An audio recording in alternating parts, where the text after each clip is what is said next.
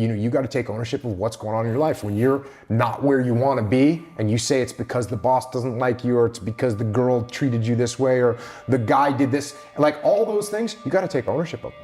And if you're blaming all these other external things, you're not going to make any changes. And that's going to be a problem. That's the problem too. If you're chronically rejected by people, it's often because of your own insufficiencies.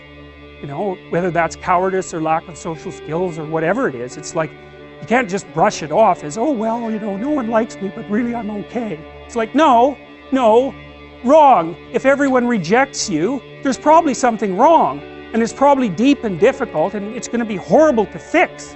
And so, this isn't a trivial problem. It's not a trivial problem at all. Todd, I'm sorry, all right? I screwed up. I know I screwed up. I don't know great, why. of course. Here it comes. You can't keep doing this. You can't keep doing shitty things and then feel bad about yourself like that makes it okay. You need to be better. But yet you're fully committed to sabotaging yourself and your career. Then you're sitting back stressed out and depressed, wondering why. Why ain't things happening? That's the answer. I just gave it to you. It's about as real as it gets. The question is, what are you gonna do next week, 2 weeks from now? You're in your own way. You are the reason your career is not on the next level. Nobody else but you.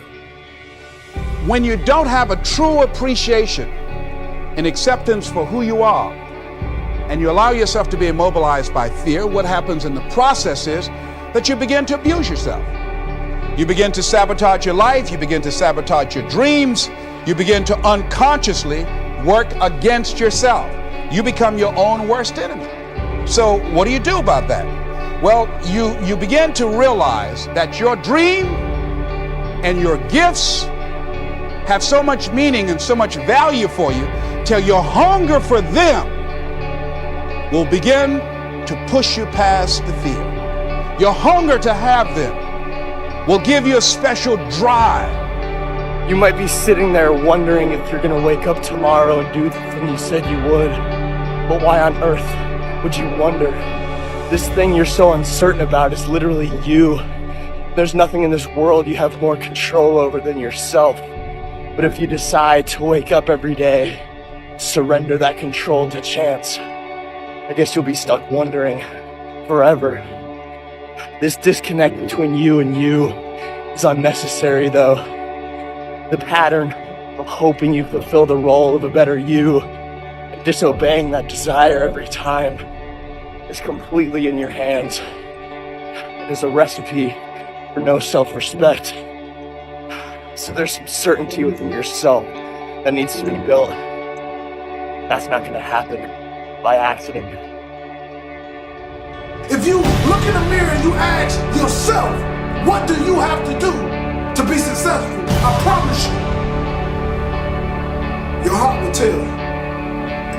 You've never looked at yourself in the mirror and said, you let you down. Until you get to that point, you let you down. You're not brave enough. You want to put it on somebody else. The reason why I'm not successful is because of my boss. Have you ever looked at yourself in the mirror and said, I'm not getting up on time. I'm not going to work on time. I'm not putting in 120% when I'm at work. I let me down. You always want to blame other people. You want to hold other people to the fire, but you're not holding yourself to the fire.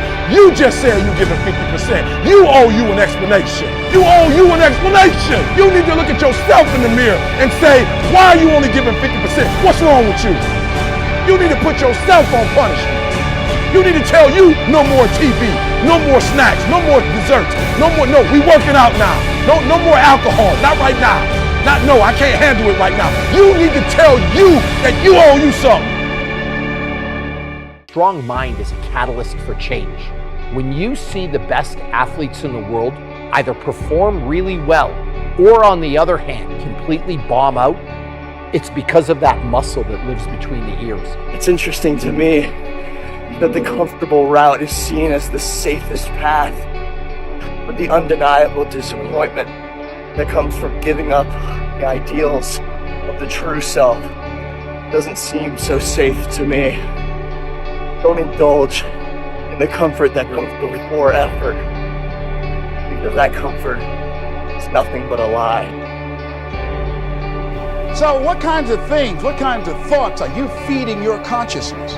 What kind of things are you putting in your mind that will enable you to either move forward or to justify why you're staying where you are? What really breaks my heart is how stuck people are.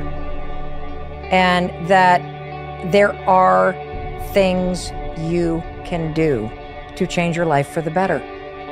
And if you don't have hope and you don't have this breakthrough where you have for just a millisecond this insight where you go, well, what if things did work out? If you don't have that moment, most people stay so stuck in resignation. So it's time to come face to face with pain. Look yourself in the mirror and ask yourself, how much more can you take? Because what hurt you, what tried to cripple you and kill you, only made you stronger.